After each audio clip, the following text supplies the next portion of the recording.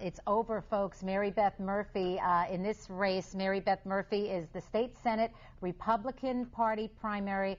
39% for Mary Beth Murphy, 61% of the vote for Greg Ball. Now, this is with just 13% of the precincts reporting, but we understand that Greg Ball is about to make a victory speech. Let's go now to Greg Ball headquarters. Yeah, there he is, getting some hugs and rounds of applause. Our numbers still fairly early, but I believe Greg Ball is about to declare victory in this race.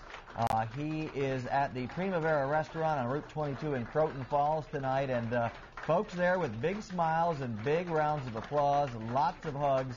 They feel pretty good tonight. Greg Ball, the apparent winner in the 40th State Senate District Republican primary, he will wind up taking on Mike Kaplowitz in the November general election for Vinnie Leibell's seat. Let's listen. Okay. Is everybody happy tonight? Yeah! You know, I just want to say, I want to thank, first, my mom, Judy Ball. Thank you very much.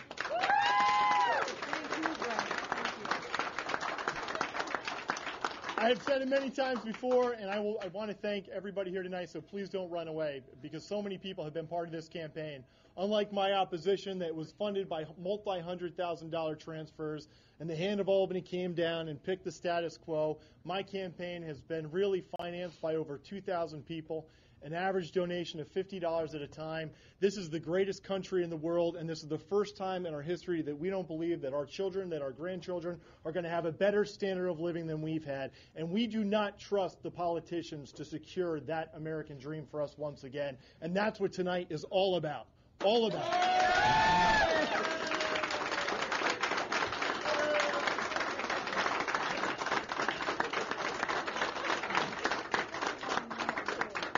Tonight's an extremely important night because this state Senate district can very well decide whether the New York City Democrats, the New York City leftists, the New York City big spenders who control that New York State legislature will continue to control this state with an iron fist by taking this seat, or whether we will stand up as independents and Republicans, unaffiliated vegetarians and vegans, and say, New York City and Albany, keep your dirty paws out of our wallets. We're going to keep our district exactly the way we like it.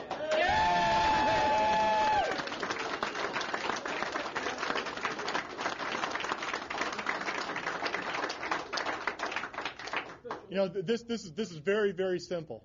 I will be the worst nightmare that the status quo of Albany has ever seen. Love it.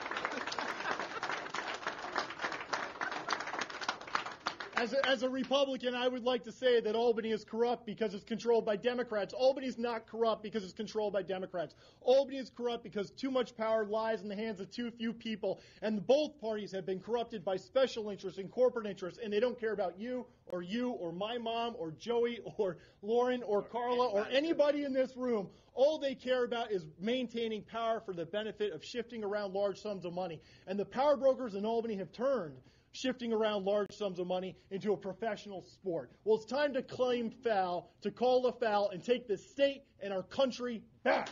Yeah!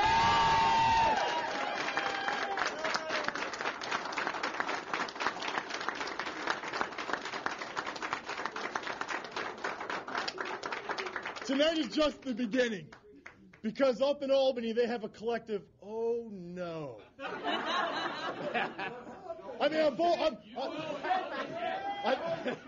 on both sides of the aisle, they're going to be having a long drink tonight saying, what did we do?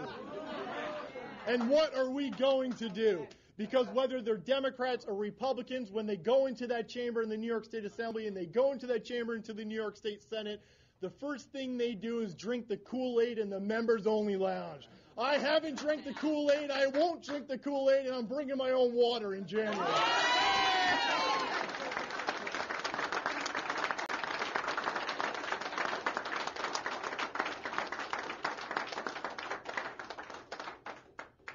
Two million New Yorkers have already left this state, and we have a very fundamental question of what we're going to do.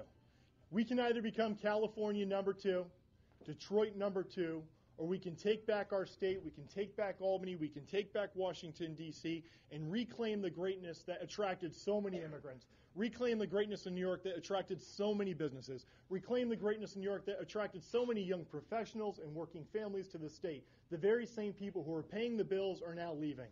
It's up to us. And the choice will be extremely clear, because we just beat a primary-endorsed, Albany hand-picked insider who had full backing from Albany. And in the general election, as funny as he may be, and as comical as he may be in front of a large crowd, and as endearing as he may be, he has been picked by the hand of Albany. And when that hand comes down from on high from Albany, they don't pick you for your independence. They don't pick you because they know you're going to shake up the New York State Senate or the New York State Assembly. They pick you because they know that you are going to maintain the status quo. My opponent is a career attorney. He's a career politician, and he has been handpicked by the Albany insiders to maintain that status quo. Tax hike Mike represents a clear and present danger to the taxpayers of the Hudson Valley and the state of New York. And all of the hoopla in this previous primary campaign and the division not only in the Republican Party but beyond has to end tonight. I extend an olive branch to my Republican Party. I extend an olive branch to my compatriots in the New York State Senate. But tonight we have to come together, and not only as Republicans. We have to come together as taxpayers who have had enough.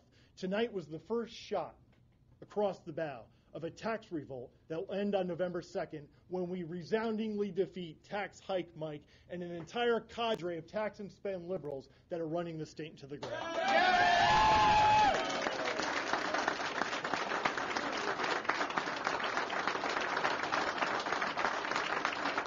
So let's do it.